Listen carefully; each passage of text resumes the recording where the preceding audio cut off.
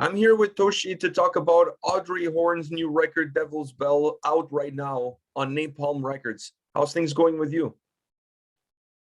Things are good. Things are good. It's we live in Norway, so it's cold and snowy and rainy most of the time, but spring is coming, so we're happy. Plus, the album is out now, so that should bring some sunshine. That brings sunshine too, definitely. Yeah. It's always good. You work a lot on an album. You spend a lot of time and energy in doing it. So every time you sort of can release an album, it's always a good feeling. Yeah. Do you guys set goals or aspirations for an album before even starting to work on an album? Yeah, we do. Because we don't sort of make like a blueprint, but we sort of always talk about it, and in terms of what we want to do, how we want to sort of challenge ourselves, things we want to change, things we want to explore, and so on. But most of the time we just have a bunch of grand ideas, and then we end up somewhere else, basically. But on this album was probably the first time we sort of agreed everyone on what, because normally one guy wants to go in that direction and one guy wants to go in that direction. But on this one, everyone wanted to do, when we talked about it, everyone sort of was like, let's make a heavier album. Everyone wanted to do that. And I think it's time for us to do it. I think it's based a lot on the fact that normally when you make an album, we sort of, we always, the grass is greener on the other side thing. You always want to try out something. Maybe we should do a bit more of this and a bit more of that. And you sort of want to do something that's not necessarily what you're really, really good at. So on this album, we sort of, I think it was because when we do that, we sort of always make songs that are not necessarily, like I said, what we're best at doing. And those songs never end up on our set list. So this time we were like, let's just write something heavy, because that's what we enjoy playing live the most. So I think it had a lot to do with that. But so in a way, we sort of talk about at least what we want to do. Yeah. When it comes to the growth of the band across 7 records, what are you most proud of from that first album to this album? I think what I'm most proud of is probably that we, after 20 years, we still are hungry and to sort of challenge ourselves and to really, really make good records, not just like, okay, let's put out a record so we can go on tour, basically. And also the fact that we're not the easiest band to work with, because this band is sort of based on like a democracy, basically. So we all sort of have a saying on basically almost everything, and of course, especially the music. So we have never sort of we have never compromised on what we do in any way. And at some point, when, like, after our third self-titled album, we came to a point where we sort of realized that a lot of what we were doing was,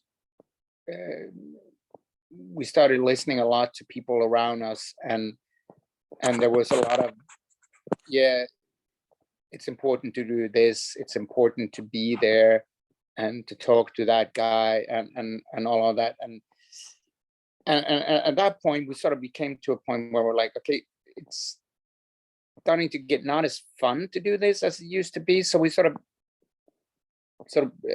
pulled the brakes and said, let's go back to our rehearsal studio and just write music and not care about anything apart from that. So and so we never compromised, and I know that we're not easy band to work with, because like promotion wise, you know, a record label always dreams of a band that sort of can be like really creative on social medias and like do stunts all the time. That's like really good for promotion, and we fucking suck at all of that. So, so we're basically like we write music and we're good at playing that music. So we're like someone That's else what do that, because we're not good at it. And to be honest, we don't care too much about it. You know, I like doing stuff. I like making music videos. I like doing interviews, because I think all of that is sort of part of a creative process in a way. You know, interviews where you talk about what you've done, and you end up in discussions often in interviews and stuff. But that the whole like I have to be visible all the time. You know, I have to be sort of social media butterfly. yeah, and we're not good at that, because I'm like even to the point where our manager goes like, you should post something every day. I'm like, but if I don't have anything to say, like, we'll just post like, what is your favorite song on this new album? I'm like, I'm not gonna do that, you know. I'm gonna look like a fool doing that, you know. I'll post something when I have something to say or something to show, and it might not be an important thing. It can be just like, hey, whatever, this is our rehearsing studio, whatever. But it sort of has to be, it has to be something, you know. And we're not good at that. So well, to answer your question, I'm proud of the fact that we're still making, in my opinion, vital albums after 20 years, and that we never sort of compromised or yeah, basically. You said that you guys wanted consciously to make this record heavier because that's how you want to play live. So did that bring some challenges to the table that perhaps if you guys had followed the previous pattern, those challenges wouldn't have been there? I don't know. Probably, but like every time we make an album, we sort of separate those two things, live and studio, because we don't sort of go into studio and say, okay, this thing is hard to do live, so let's not do that. We always say, we'll figure out a way to do it live. You know, if there's instruments or sound effects that's hard to do live, then we'll do it without it. You know, it's not a problem, you know, because when you go to a show, you don't go like, well, the sound on that was a bit different than on the album. You know, live is an experience. You know, it's a totally different experience. But when we make an album, we sort of go into a rehearsing studio and we write stuff together, and then we rehearse, and then we go into studio and we record as live as possible. You know, we always sort of play all together until we have a take where it's like, okay, the energy is good here, everything is cool. Somebody probably did a fuck up along the way, but that's okay, because like everything is boxed in, so you can always go in and re-record that. And then we sort of do overdubs and all of that. But on this album, we sort of, because of the pandemic, we had to write it more separately. So I would be at my house and writing vocal lines and lyrics, and one guitar player at his place and the other guitar player at his place. So, and we just sent each other like files and recorded stuff and sent it back. And so we went back and forth. So by the time we were going into studio, we hadn't really played the songs properly together as a band, which of course was a huge challenge, but because we used to sort of knowing them by heart when we go into studio, and this time it was like, how does that part go? You know, and so, but it was necessary to do it that way this time around, because like when we wrote most of it, there was you couldn't hang out like normally. And but I think, and then we started rehearsing it in hindsight,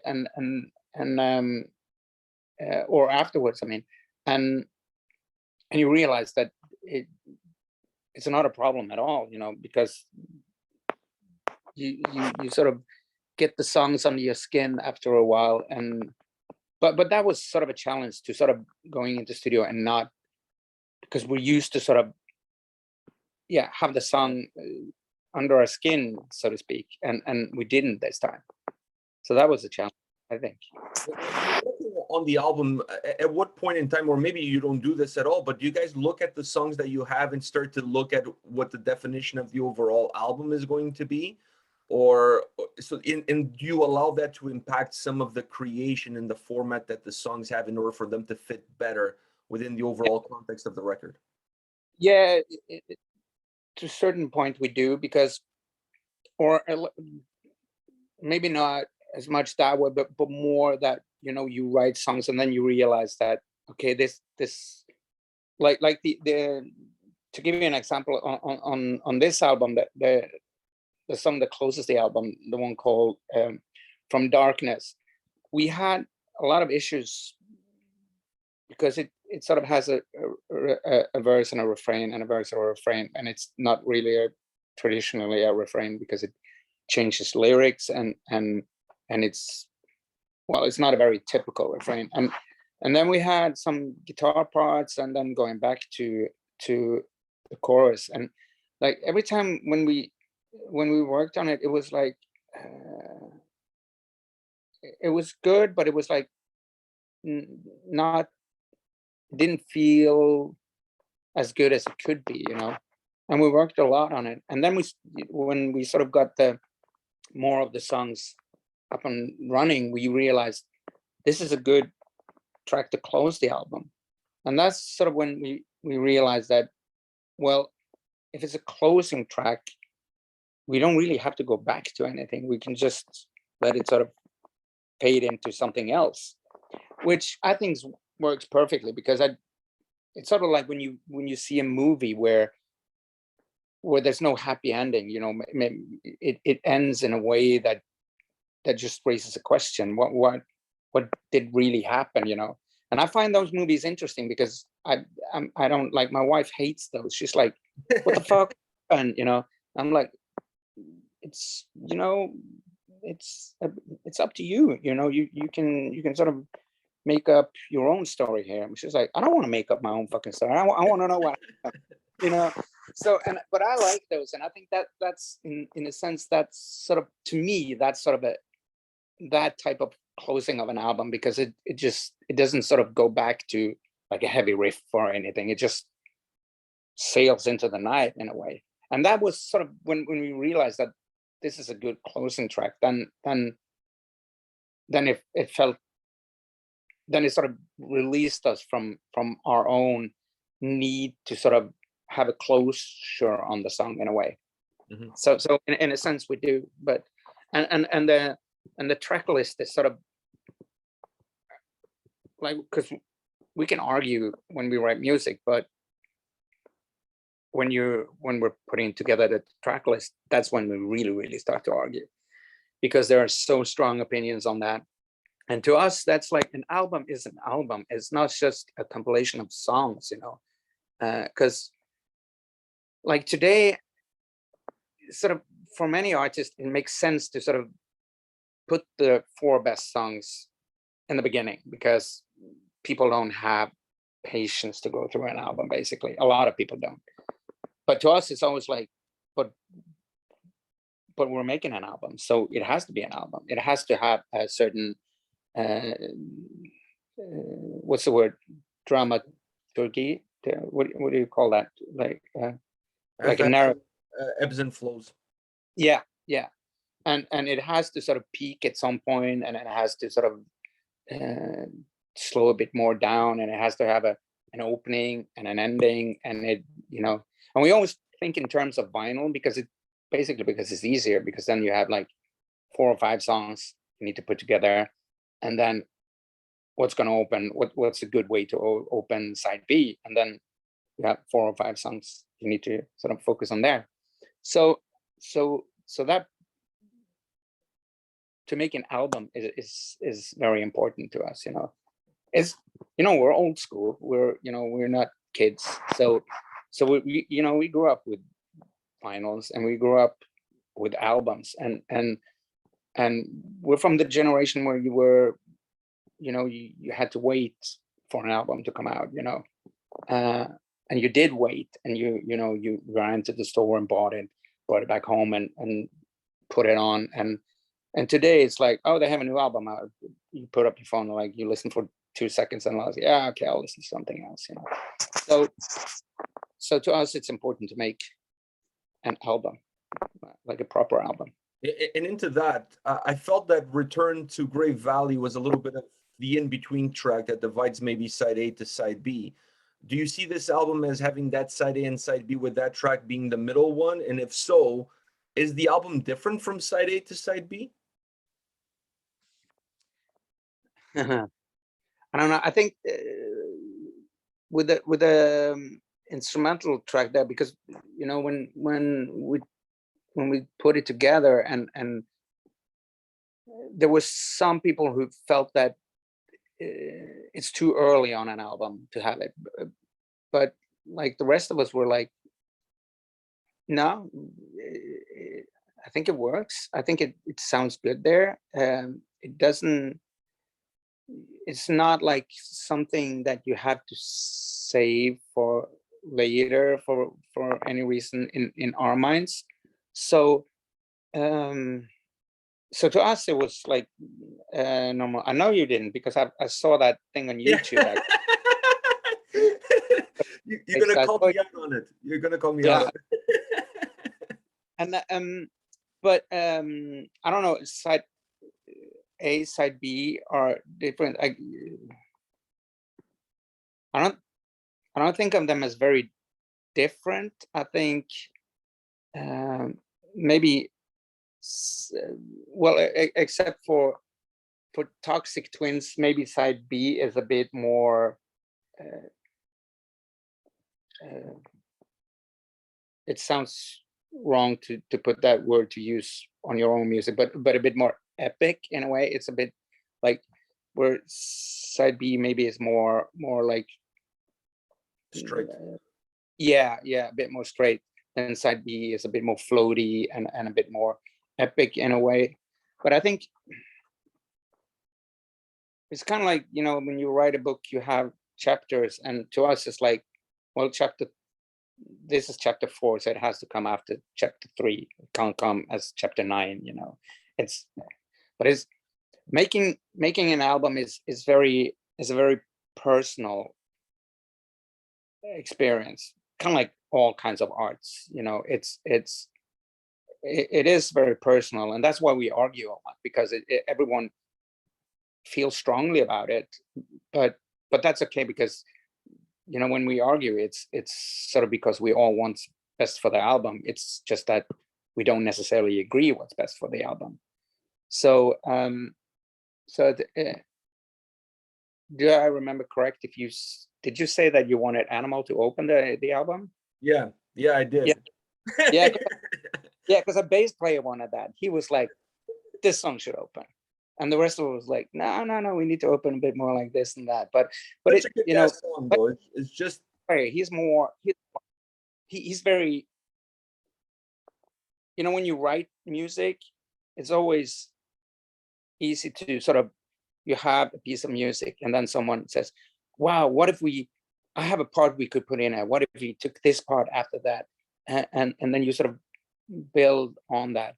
But our bass player, he's the guy who's always like, if someone comes up, if you have a song and it's sort of there's a lot of stuff going on, and then someone comes, but we could have this instrumental part there. Then he's always like, don't add, take away. He's like, make it simple, man, make it work. Don't fuss about. So he wanted to open the album with that, but he was sadly for you, so to say, he was the only one to open the album with that song. But it's yeah. So well, I think whether I like side A or side B the most, I don't know, because there are like, I think the song that closes the album is a great track, and I think that couldn't have been, to me, that couldn't have been on side A. But you know, if we put it there, I guess people wouldn't say why. Well, most people like you would say that. People sort of, because it was really cool to hear what you had to say about the album, because normally people just comment on, to be honest, most people comment on what it sounds like and if it's good or if it's bad, and maybe they comment on the vocals or the guitars or something. But when I saw the thing, your thing on YouTube, I was like, fuck, this guy has fucking analyzed the album, you know, which I like, because it's to me, that's the best response you can get on your music. You know, it's like they say, you know, a shitty review is better than a mediocre review, because then someone actually sort of listen to it, you know. But if you get, oh, this is okay, you know, it's another album from Audrey Horne, it's okay, they know what they're doing, fine, moving on, then you sort of feel like what I made didn't have an impact on this guy at all, you know.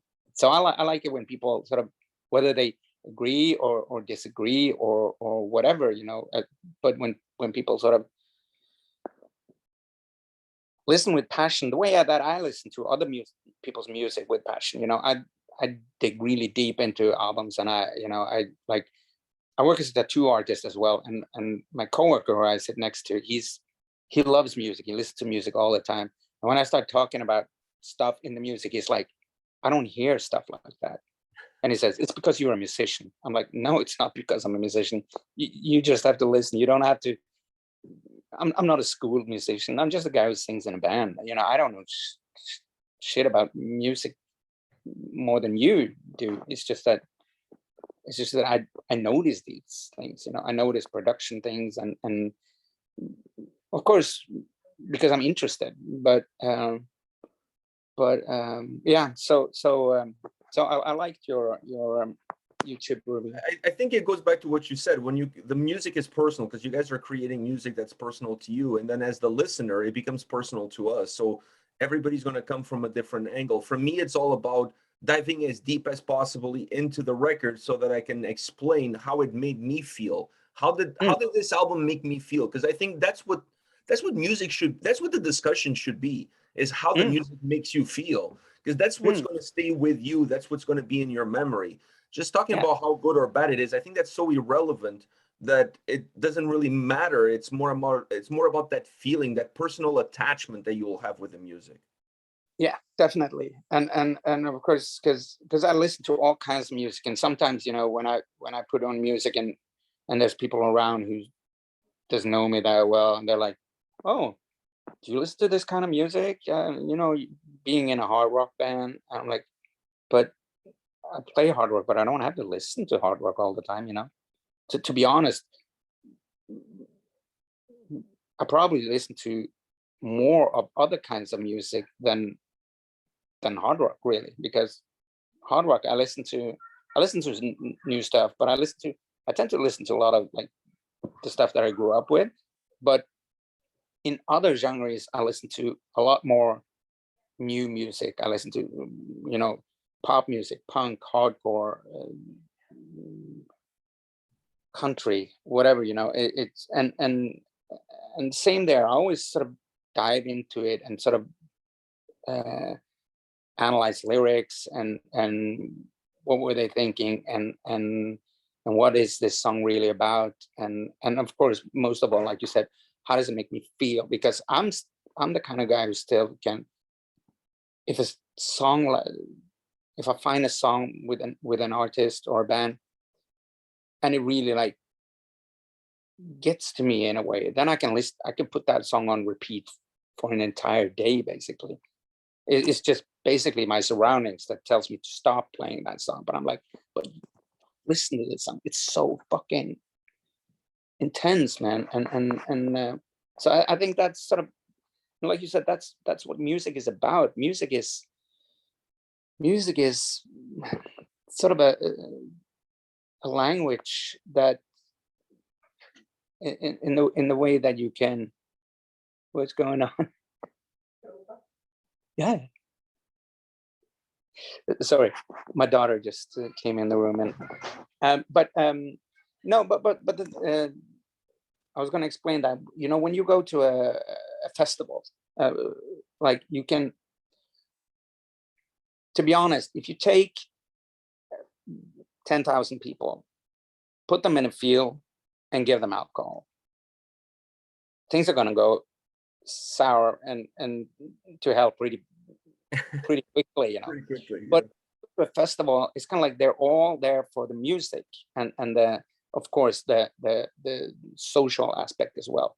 And I love the fact that you can, you know, I've played a lot of festivals and just walked over like the festival area, and I'm wearing a band t-shirt of some sort, and some stranger I've never met comes up to me and hey man, and wants to hug me and you know, sit down and have a beer with you, just because you have the same band t-shirt, or you don't even have to have the same, you just like, he likes the band t-shirt you put on, which says a lot about music, how music brings people together, and how it's sort of, it's a thing that yeah, it's a language in many ways that we sort of all can understand. And so music is extremely important, even though it's just music, you know, it doesn't save the world or anything, but it's fucking important. I have one last question for you, and that is about the vocals for this record. I know you guys, we mentioned before, you had some goals in mind in terms of what you wanted the album to be.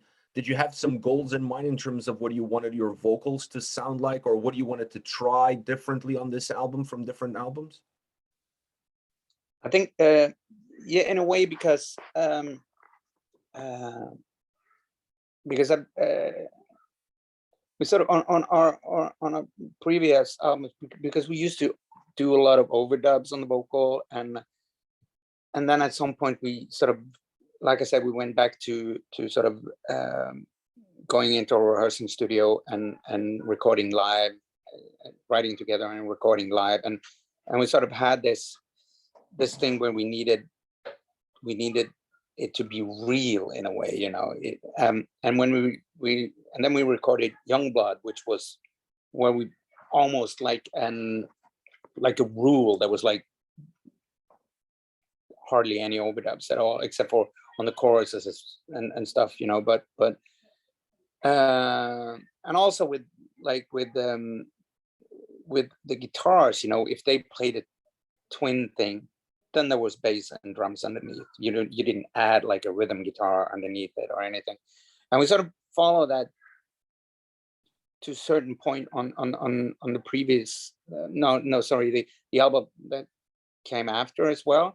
But on this album, we sort of went back to, let's just make a record that sounds huge and good, you know, and let's try to keep the production a bit raw, but still try to make like an epic sound. And within that, we sort of, I was like, I don't feel a need to be sort of, that this has to be sort of a single vocal track thing on this album. Let's just make the vocals sound fat, and we did that on most. There was somewhere we kept it. We sort of had this. We had this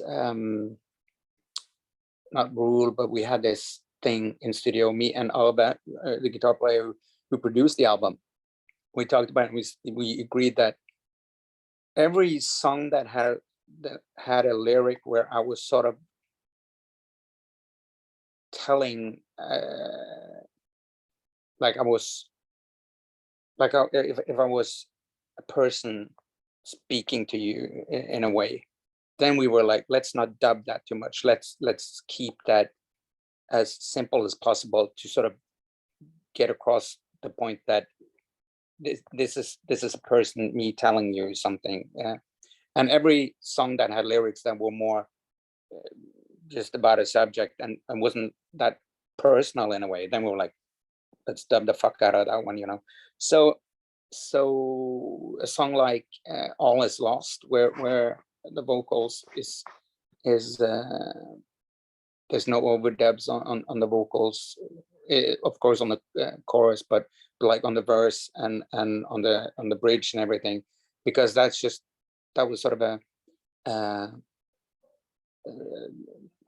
storytelling thing, you know, and then you sort of need to be not 10 guys telling a story, but one guy telling a story. So that was sort of a thing we sort of went in and said, we have to do it this way, you know.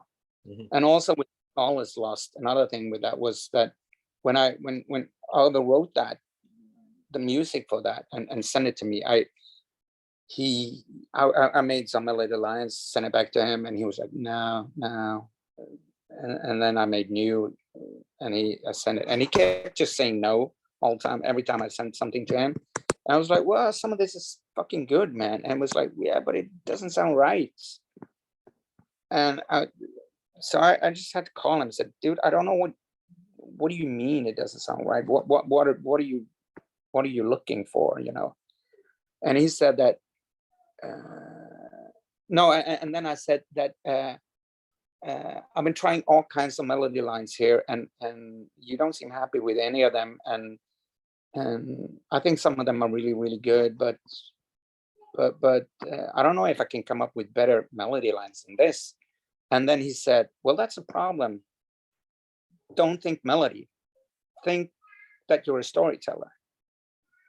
And when he said that, he sort of clicked in my head, and I understood what he meant. And then I sat down and wrote this lyric, which is just like someone ranting basically about, you know, I tried to sort of describe the feeling if you're in a bar and some person comes in and is clearly not mentally stable, and they decide to sit down and talk to you, you know, and then you realize that how I respond to everything he says can go both ways, you know. He can buy me a beer or he can punch me in the face. So read the person and try to sort of figure out how to respond without getting killed, you know. And so I wrote one verse, one with a guy and one with a woman, and I said to myself, the lyric doesn't have to make sense, because these are people who like, when they come into you and talk, very often it doesn't make sense. So I had to sort of write melody in a way that I haven't done before, which was challenging, but also really, really fun to do. And also when I sang it sort of, Oliver pushed me all the time, like, don't think like a singer. You're not a singer anymore. You're a storyteller. Just, you know,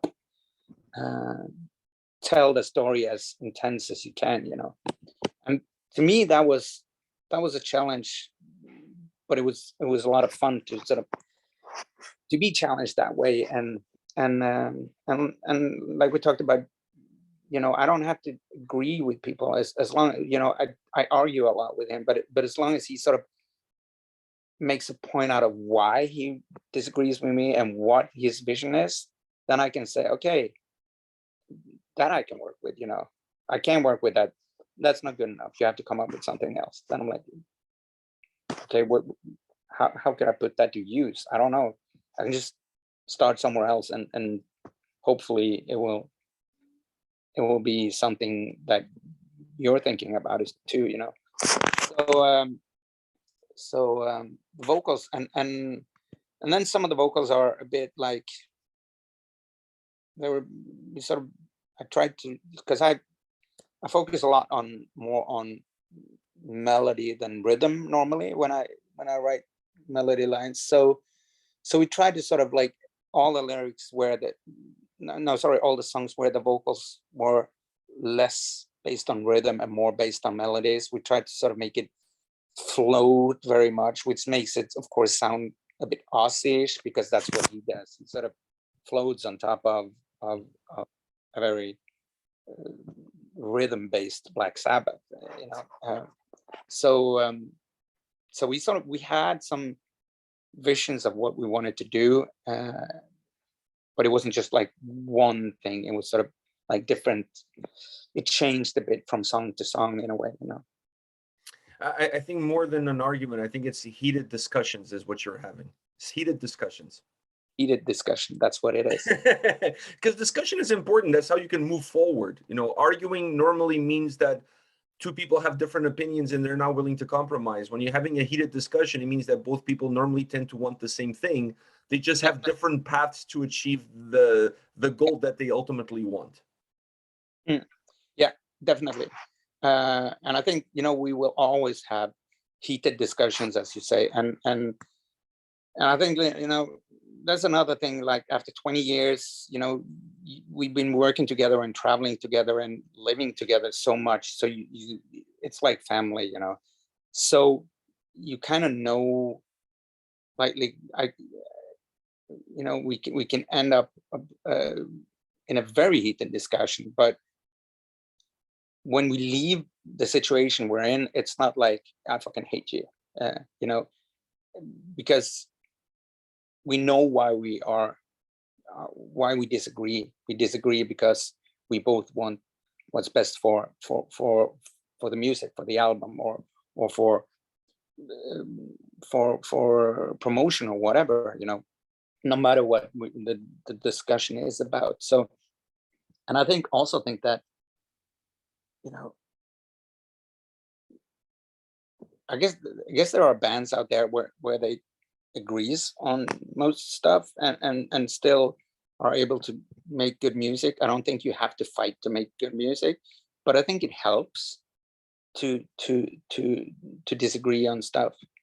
One of my all-time favorite bands are the Police, and look at that band. They were fucking fist fights, but they made phenomenal music, you know. It's so to us, it's never been in the beginning. It was a bit more personal because we didn't know each other that well, you know, but these days it's never personal. It's just like, yeah, we disagree, that's all, you know. Well, Toschie, thank you very much for your time today, man. It was an absolute pleasure to talk to you. Thank you for taking the time, even after watching my review. So I really appreciate you taking the time. And no, I love that review, you know. And you said a lot of really nice things about the album. Thank you for that. And but I think it's cool, like because like normally people don't go into the track list, you know. Is this the best way? Is this the best track list?